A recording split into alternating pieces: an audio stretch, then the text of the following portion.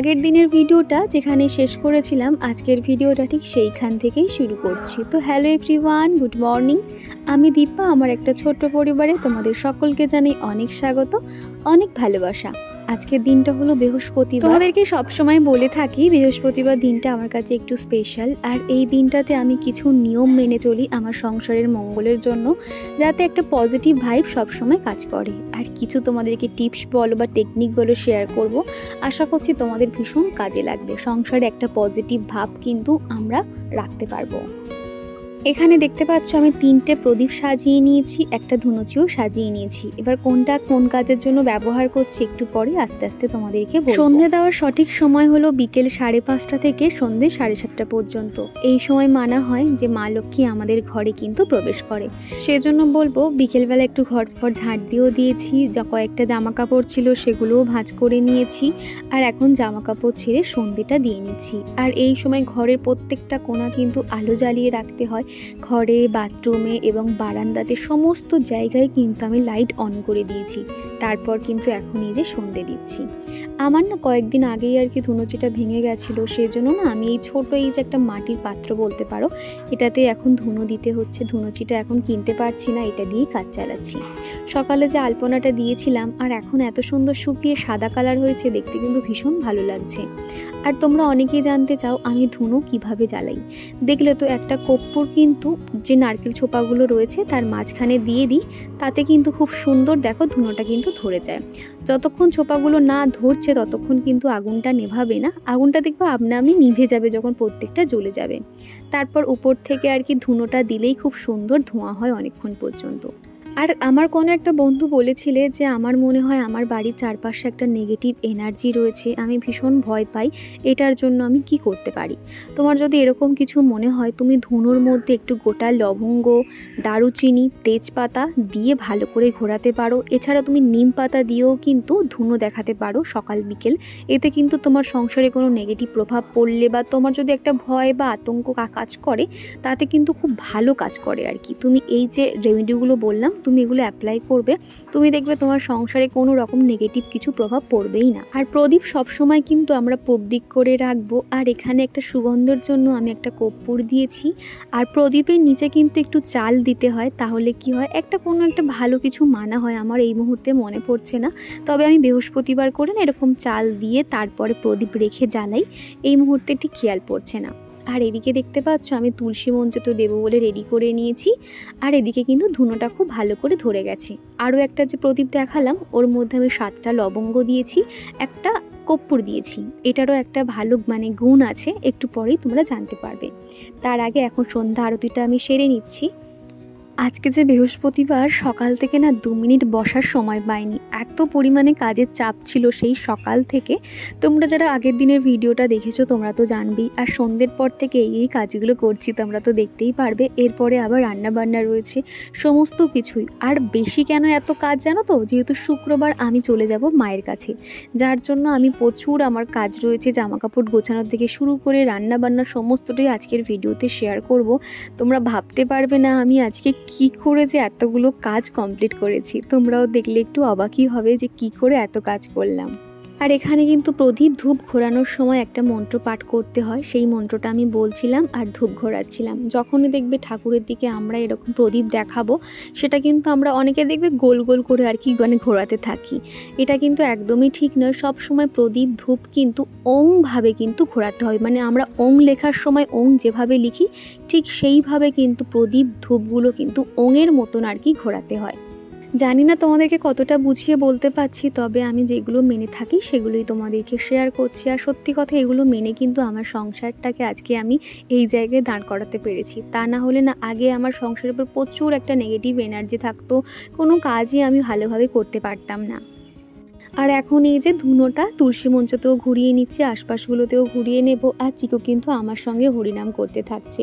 চিকুর এই জিনিসটা ভীষণ ভালো, সন্ধ্যের সময় যেখানে থাকুক না কেন ও আমার সঙ্গে এসে ঠাকুরের নাম গান করতে থাকে। তোমরা অনেকেই বলো যে সারাদিন আমি এত কাজ কিভাবে করি, কোথা দিয়ে এত এনার্জি পাই। এই যে সমস্ত কিছুর মূলে হলো আমার ভগবান।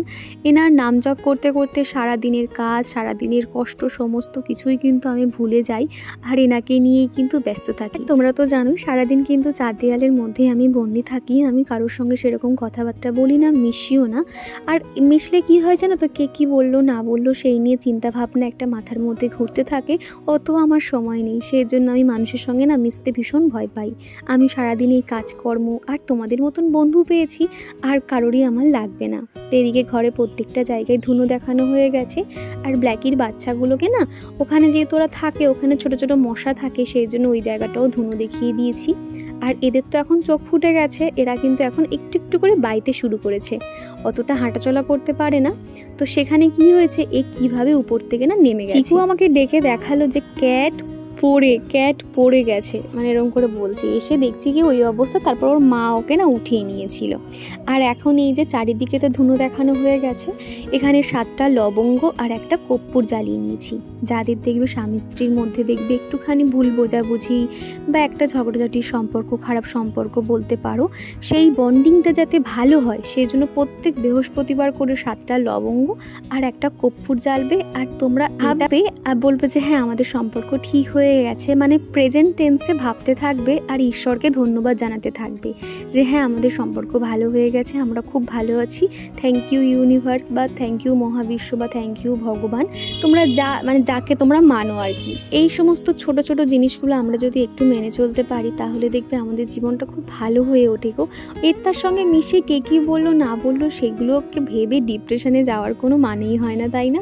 এগুলো নিয়ে কিন্তু আমরা ভালো থাকতে পারি। আসল সুখ কিন্তু সংসারে, আমরা মেয়ে হয়েছি, আমরা একটা বাচ্চার মা হয়েছি, সংসার জীবনে রয়েছি, এটাই কিন্তু আমাদের সুখের সময়। আর এই সুখগুলোকে কিন্তু নিজেদেরই তৈরি করে নিতে হবে। যেহেতু কদিন বাড়িতে থাকবো না, সেই জন্য চিকুর পাপার প্রিয় রান্নাগুলোকে করে যাচ্ছি। এখানে দেখতে পাচ্ছ আমি পায়েস বানাচ্ছি। ওদের অফিসে একটা দাদা আছে, সে পায়েস খেতে খুব পছন্দ করে। ওই দাদা না অনেক কিছু পাঠায় আমাদের জন্য, আমি তো আর সেরকম কিছু পাঠাতে পারি না, তো উনি পায়েস খেতে খুব ভালোবাসে। সেই জন্য আজকে ভেবেছি একটু গুড়ের পায়েস করব। পায়েসটা খেতে কিন্তু দুর্দান্ত হয়েছিল জানো তো। আমি পুরো 1 লিটার দুধে 1.5 কাপ মতন চাল ভালো করে কিন্তু ফুটিয়ে তারপরে কিন্তু চালটাকে দিয়েছিলাম। আর এদিকে গরম দুধের মধ্যে এই যে গুড়টাকে ভিজিয়ে রেখেছিলাম যাতে একটু মেল্ট হয়ে যায়। তো দেখো এদিকে কিন্তু পায়েসটা হয়েই এসছে, শুধুমাত্র একটুখানি মাখা মাখা হয়ে এলেই আমি গ্যাসটা বন্ধ করে দেব। আর ওদিকে কিন্তু একটু কাজু, কিশমিশ, আলমন্ড, বাদাম খানিকক্ষণ জলে ভিজিয়ে রেখেছিলাম, তারপরে ঘি দিয়ে ভেজে নিয়েছি। এরপরে কিন্তু গ্যাস বন্ধ করেই আমি এই ড্রাই ফ্রুটগুলো দিয়ে দেব। কখনো না কিশমিশ এরকম মানে যখন গ্যাস জ্বলবে দিলে কি হয়, দুধটা কেটে যাওয়ার সম্ভাবনা থাকে আর কিশমিশটা তখন টকটক লাগে, সেই জন্য একদম বন্ধ করেই কিন্তু উপর থেকে ড্রাই ফ্রুটগুলো দিয়ে দিয়েছিলাম।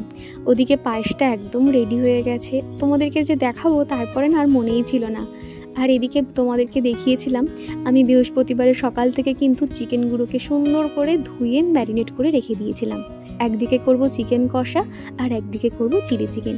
সমস্ত মশলা কাটা বাটা কিন্তু হয়ে গেছে, মানে ভাবতে পারবে না দুপুর থেকে আমি কিন্তু একটুও বসিনি। রাত্রিবেলা সমস্ত রান্নাবান্না সেরে রাতে 8:30 9টার দিকে লাগেজ গুছিয়েছি, তারপরে কিন্তু সকাল সকাল আমরা বেরিয়ে যাব।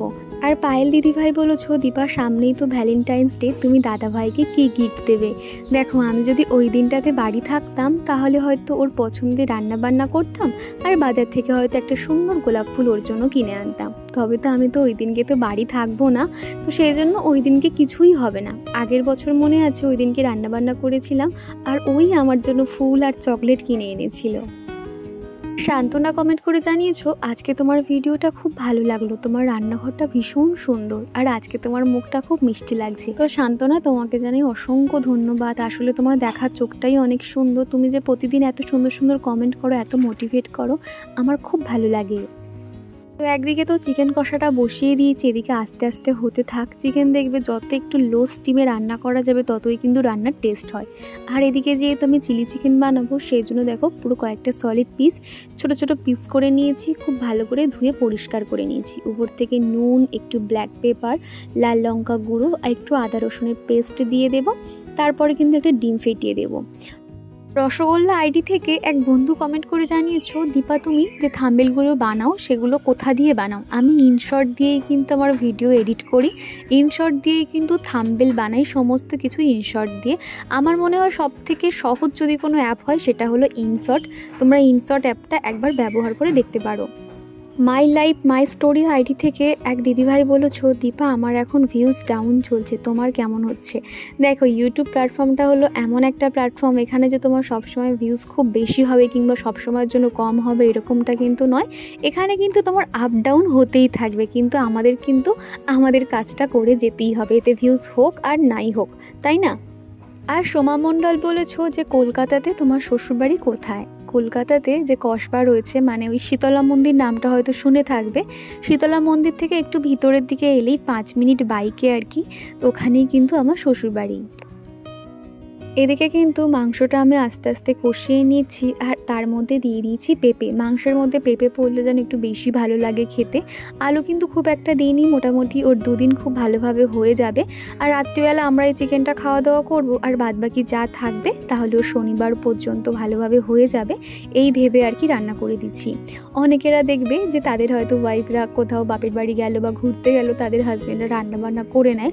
চিকুর পাপা কিন্তু একদম উল্টোটা, একদমই কোনো রকম রান্নাবান্না করতে চায় না, ও কোনো রকম ভাত খেতেই পারে না, যার জন্য আমাকে এরকম নয় মাছ কিংবা মাংস রান্না করে দিয়ে যেতে হয়।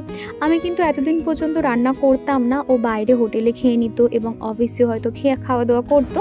তবে এখন যেহেতু অনেকটা দিনের ব্যাপার, আমি থাকবো না, প্রায় 10-12 দিনের ব্যাপার, তো সেই জন্য ভাবলাম যে না, অন্তত 1-2 দিনের রান্নাটা সেরে দিয়ে যাই, এরপরে তো বাইরে খেতেই হবে, এই ভেবে আর কি আমি এত কিছু আইটেম ওর জন্য রান্না করে যাচ্ছি। কষ্ট তো অবশ্যই হচ্ছিল, তবে প্রিয় মানুষটার কথা ভেবে এই কষ্টগুলো কিন্তু কিছুই না। বেশ কিছুদিন আগে ভাগ্যশ্রী আমাকে জিজ্ঞাসা করেছিলে, দিদিভাই তোমাকে যখনই দেখি তুমি সিঁদুর পরার সময় গলায় সিঁদুর পরো কেন? তো সেটা তুমি আগেও জিজ্ঞাসা করেছিলে, তো আমি ভেবেছিলাম রিপ্লাই করব, কিন্তু আর সময় হয়ে উঠছিল না। তবে তুমি আরও একটা কমেন্ট করো। প্রথমেই বলি, এটা না আমাদের হিন্দু মতে আর কি পড়তে হয়, গলায় সিঁদুর দিতে হয়। তো সিঁদুরটা দেওয়ার সময় বলতে হয় ওম গোবিন্দানাই নমঃ। তো এখানে কিন্তু অনেক কিছুই ব্যাপার রয়েছে, সেগুলো বললে ভিডিওটা অনেক বড় হয়ে যাবে। শুধু এটুকু বলতে পারি, স্বামীর মঙ্গলের জন্য কিন্তু আমরা এগুলো করে থাকি। তুমি আরও ডিটেলসে জানতে চাইলে তুমি ইউটিউবে গিয়ে সার্চ করো, সেখানে কিন্তু ডিটেলসে বলে দেবে। আর এদিকে তোমাদের সাথে কথা বলতে বলতে আমার কিন্তু রান্নাগুলো অনেকটাই এগিয়ে গেছে। আর এদিকে তো দেখলে চিলি চিকেনটা ঠিক কীভাবে বানিয়েছিলাম। বাড়িতে যখনই চিলি চিকেন বানানো হোক না কেন, আমার শ্বশুরমশাইয়ের কথা মনে পড়ে, উনি চিলি চিকেন খেতে ভীষণ পছন্দ করে। আর এখানে কিন্তু আমি কর্নফ্লাওয়ারটা আর কি গুলে নিয়েছিলাম, এখন দিয়ে দিয়েছি, সাথে সব রকম সসগুলো দিয়েছি, আর একটু ঝালঝাল করেই বানিয়েছিলাম, ও যেহেতু একা খাবে। আর চিকেনগুলো যখন ফ্রাই করছিলাম, এর মধ্যে কিন্তু চিকুর 2-3টে চিকেন ফ্রাই খাওয়া হয়ে গেছে। চিকুও কিন্তু চিকেন খেতে খুব পছন্দ করে, তো ওকে দিয়েছি, আর কয়েকটা লুকিয়ে রেখেছিলাম, দেখো এগুলো এখন দিয়ে দিচ্ছি। এত বায়না করছিল, অত ঝাল দিয়ে বানিয়েছি, তাও কিন্তু ও খেয়েই যাচ্ছিল। আর আমার মনে হয় প্রত্যেকটা বাচ্চাই চিকেন খেতে খুব পছন্দ করে। তোমরা প্রত্যেকে কিন্তু প্রতিদিন আমাকে অনেক সুন্দর সুন্দর কমেন্ট করো, অনেক মোটিভেট করো, আমার ভীষণ ভালো লাগে। তবে একটা ভিডিওতে তো সবার কমেন্টের উত্তর দিয়ে উঠতে পারি না, তবে 1-2 দিনের মধ্যে কিন্তু তোমাদের সবার কমেন্টের আমি উত্তর করি আর কি। তো আজকের ভিডিওতে তোমরা যে যা কমেন্ট করেছিলে সবারই কমেন্ট রিপ্লাই করলাম। যদি কারোরটা বাদ পড়ে যায় কেউ রাগ করো না প্লিজ। আর কোয়েল, বেশ কিছুদিন ধরে আমাকে বলছো আমার রুটিনটা যাতে তোমাদেরকে শেয়ার করি। দেখো, আমি তো এই মুহূর্তে আর ওখানে নেই, আমি কিন্তু বাপের বাড়ি চলে এসেছি। তবে আমি এখান থেকে গিয়ে তোমাদের রুটিনটা অবশ্যই শেয়ার করে দেব। তবে আমার এক রুটিন কিন্তু সব সময় থাকে না, মোটামুটি 1-1.5 মাস কিন্তু 2 মাস পরে আমার রুটিন চেঞ্জ করতে হয়। চিকু যেহেতু বড় হচ্ছে, আর সবসময় তো একই রকম কাজকর্ম থাকে না, তো সেগুলো আমাকে একটু উল্টে পাল্টে আমার মতন করে আর কি চেঞ্জ করে নিতে হয়। সমস্তটাই তোমাদেরকে আমি বাড়িতে গিয়ে শেয়ার করব। তবে এখন কিন্তু তোমাদের জন্য দারুণ দারুণ নতুন নতুন ভিডিও নিয়ে আসবো, তোমরা আমার সাথে থেকো। ঘুরতে যাওয়ার কিন্তু দারুণ দারুণ আর কি ভিডিও আসছে, শপিং ভিডিও আসছে, আশা করছি তোমাদের ভালো লাগবে। আর কাকলি দিদিভাই বলেছিলে আমি মটর কিভাবে সিদ্ধ করি, তার আগে কি মটর ভিজিয়ে রাখি? হ্যাঁ, আমি মোটামুটি 2 থেকে 3 ঘন্টা মটরটা খুব ভালো করে ভিজিয়ে রাখি, তারপরে প্রেশার কুকারে সিদ্ধ করি। আর তুমি বলেছো তোমার তো প্রেশার কুকার নেই, তুমি কিভাবে সিদ্ধ করবে? দেখো, আমি তোমাকে বলতে পারি, তুমি সারা রাত মটরটাকে ভিজিয়ে রাখো এবং সিদ্ধ করার সময় একটু খাবার সোডা দিয়ে দিও, তাহলে দেখবে খুব তাড়াতাড়ি সিদ্ধ হয়ে যাবে প্রেশার কুকার ছাড়াই। আর তোমাদেরকে দেখিয়েছিলাম যখন এই জেঠুদের এখানে গাছগুলো কাটা হচ্ছিল, আমি দুটো ডাল কিন্তু রেখে দিয়েছিলাম। তো সেগুলো ভেবেছিলাম মাটিতে লাগাবো, কিন্তু এখন তো হাতে আর সময় নেই। আর এগুলো কিন্তু জলেও মোটামুটি খুব ভালোভাবে থেকে যায়। তো আমি না যেহেতু কদিন থাকবো না, তো ভাবলাম চিকুর পাপা হয়তো কোথায় এটা যত্ন নেবে না, তো সেই জন্য একটা কন্টেনারে করে এরকম জল দিয়ে রেখে দিয়েছি। মোটামুটি আমার আসা পর্যন্ত ঠিক থাকবে, তারপরে মাটিতে একটু সার মিশিয়ে গাছগুলোকে পুঁতে দেওয়ার চেষ্টা করব। আর এখন আপাতত ঠিক এইভাবে রেখে দিয়েছি। আর গাছগুলো কিন্তু দেখতে ভীষণই ভালো লাগে, ঘর সাজানোর জন্য কিন্তু এই রকম গাছ দারুণ লাগে। আমার কাছে একটা রয়েছে, আরও একটা দেখি লাগাতে পারি কিনা। আপাতত দুটো রান্নাঘরেই রেখে দিয়েছি। আর এখন এই যে রান্নাঘরটা পরিষ্কার করে নিচ্ছি, তারপর রাতের খাওয়া দাওয়া করব। আমি জানি যে আজকে আমার যা পরিশ্রম হয়েছে, এরপরে কিন্তু আমার আর একটুও ক্ষমতা থাকবে না খাওয়া দাওয়ার পরে এগুলো করার। সেই জন্য ভাবলাম যে না, সবার শেষেই আর কি আমি খাবো, তার আগে আমার সমস্ত কাজ আর কি সেরে নিতে হবে। কয়েকটা বাসন ছিল, সেলফ কাউন্টার ছিল, সেগুলো সমস্তটাই পরিষ্কার করে নিয়েছি। আর বেশ কয়েকদিন যে থাকবো না, তো রান্নাঘর ব্যবহার হোক আর নাই হোক, তেল চিটচিটে পরে ভর্তি হয়ে থাকে, কেন জানি না। তখন কিন্তু রান্নাঘরে আসাই হয় না, কেউ রান্না করেও না, তাও কিন্তু প্রচুর পরিমাণে ময়লা জমে যায়, যেহেতু একটা আস্তরণ পড়তেই থাকে। আর আমি তো প্রতিদিন রান্না শেষে রান্নাঘর পরিষ্কার করে নিই, সেই জন্য অতটাও ময়লা ধরে না। তবে এসে ভাবছি আরও একবার রান্নাঘরটাকে ডিপ ক্লিন করবো এবং সুন্দর করে একটু সাজিয়েও দেবো। আর আশালতা কোলে দিদিভাই বলেছো যে তোমরা কোথায় বেড়াতে যাচ্ছ, তো তোমাদেরকে বলেই দিচ্ছি আমরা পুরীতে বেড়াতে যাচ্ছি।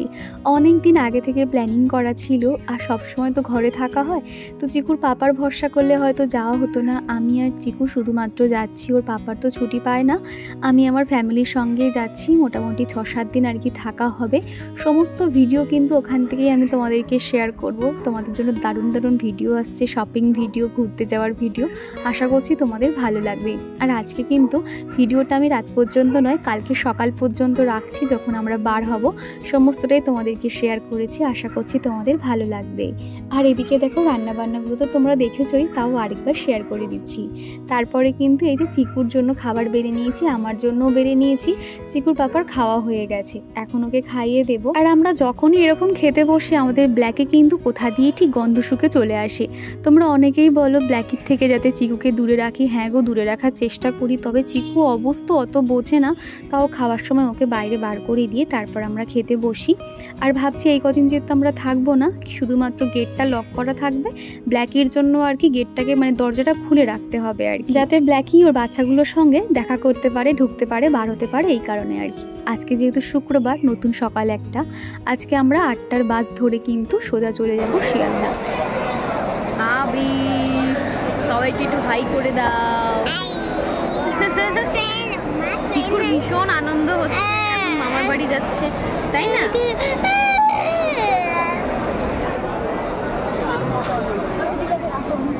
আমাদের বাড়ির সামনে যেহেতু বাস স্ট্যান্ড রয়েছে, সেখান থেকে বাস ধরে সোজা চলে গেছিলাম শিয়ালদা। শিয়ালদা থেকে ট্রেন ধরে সোজা চলে যাব আমার বাপের বাড়ি দক্ষিণ বারাসাত। তো চিকু কিন্তু সারাক্ষণ আমার সঙ্গেই ছিল। চিকুর পাপা স্টেশন পর্যন্ত দিয়ে গেছিলো, আর আমার বাবা এসেছিলো আমাদেরকে নিতে। এখন আমরা ট্রেনেই বসে রয়েছি, যদিও ট্রেন ছাড়েনি। আমার বাড়ি পৌঁছাতে পৌঁছাতে প্রায় দুপুর 2-2:30 মতন বেজে গেছিল। এই যে ছাদে শুয়ে রয়েছি মাদুর পেতে, আর একটা মায়ের শাড়ি এইভাবে তিরপল মতন খাটিয়ে আমি আর চিকু খেলা করছি। সারাদিন তো এখানে অত কাজকর্ম কিছুই নেই। সকালে ঘুম থেকে উঠেই আর কি মা চিকুর জন্য ভাত বানিয়ে দিয়েছিল, ভাত ওই আলু সিদ্ধ ঘি ভাত করে মাখিয়েছিলাম, তো ওকেও খাইয়ে দিয়েছি, আমিও খেয়েছি। বাবি ছিঁড়ে যাবে। উফ, তারপরে মা চিকুকে স্নান করিয়ে দিয়েছে, আমাকে তো স্নান করতে বলছে। বিশ্বাস করো, এখানে এসে আমি এত ল্যাথখোর হয়ে গেছি, সারাক্ষণ শুয়ে আছি, 9টা-10টায় ঘুম থেকে উঠছি, রাতে শুধু শুধু 2-1 বেজে যাচ্ছে, ফোন দেখছি, মুভি দেখছি, এই রকম আর কি চলছে। তো যাই হোক, এখানে এখন রেস্ট নিচ্ছি। আজকে বিকেলে একটু পার্লারে যাব, কিছু কাজকর্ম রয়েছে আর কি। আর এর পর কিন্তু অনেক সুন্দর সুন্দর ভিডিও আসছে, তোমরা ভিডিওগুলো দেখতে থাকো, আশা করছি তোমাদের ভালো লাগবে।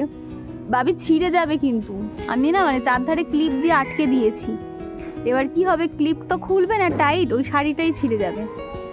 তো আর কি, তো চলো তোমরা ভিডিওটা দেখতে থাকো। আর আজকে না প্রচণ্ড রোদে থাকা যাচ্ছে না, তবে যেহেতু ওকে সবে স্নান করিয়েছি না, আর চুলটা ভেজা রয়েছে, সেই জন্য ভাবলাম এখানে ওকে নিয়ে বসলে তাহলে চুলটাও শুকিয়ে যাবে। কি যে ভালো লাগছে, এখানে শুয়ে রয়েছে, হালকা রোদটা আসছে। তো চলো, টাটা।